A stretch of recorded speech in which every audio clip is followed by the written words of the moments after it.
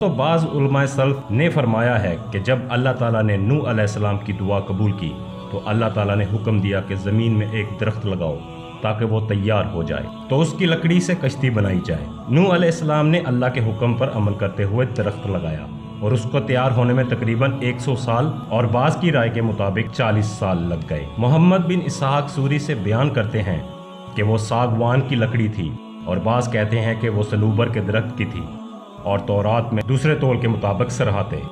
یعنی تورات میں اس درخت کے بارے میں صنوبر کا درخت زیادہ آیا ہے۔ امام سوری فرماتے ہیں کہ اللہ تعالیٰ نے حضرت نوح علیہ السلام کو حکم دیا کہ اس کی لمبائی 80 ہاتھ بنائی جائے اور اس کے اندرونی اور بیرونی حصوں پر تارکل لگائی جائے اور اس کے سامنے والا حصہ اوپر کو اٹھا ہوا ہو کہ وہ پانی کو چیر سکے۔ دوستو، حضرت قطادہ رضی اللہ تعالیٰ عنہ فرماتے ہیں کہ اس کشتی کی لمبائی 300 ہاتھ اور چوڑائی 50 ہاتھ تھی، اور تورات میں بھی یہی ہے۔ اور حسن بصری فرماتے ہیں کہ اس کی لمبائی 600 ہاتھ تھی اور چوڑائی 300 ہاتھ تھی، اور حضرت ابن عباس رضی اللہ تعالیٰ عنہ فرماتے ہیں کہ اس کشتی کی لمبائی 1400 ہاتھ اور چوڑائی 600 ہاتھ تھی۔ اور ایک قول یہ بھی ہے کہ لمبائی 2000 اور چوڑائی 100 ہاتھ تھی۔ سب اہل رائے کہتے ہیں کہ اس کشتی کی بلندی 300 ہاتھ تھی اور کشتی 3 منزلوں والی تھی۔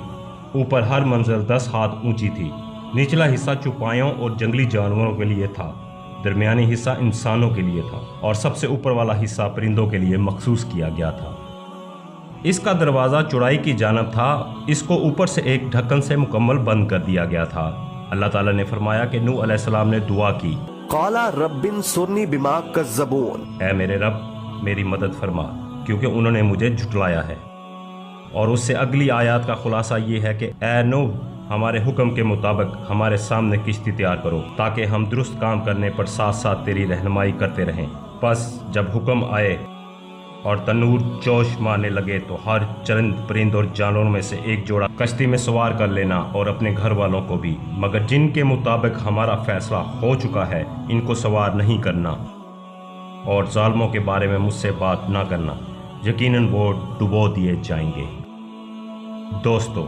اس کا مطلب یہ ہے کہ اللہ تعالیٰ نے پہلے ہی نوح علیہ السلام کو بتا دیا تھا، جب میرے حکم کے مطابق طوفان کا عذاب آ جائے تو ہر قسم کے حیوانات میں سے ایک ایک جوڑا گھر والوں کو بھی سوار کر لینا، تو ہر قسم کے حیوانات میں سے ایک ایک جوڑا اور کھانے کی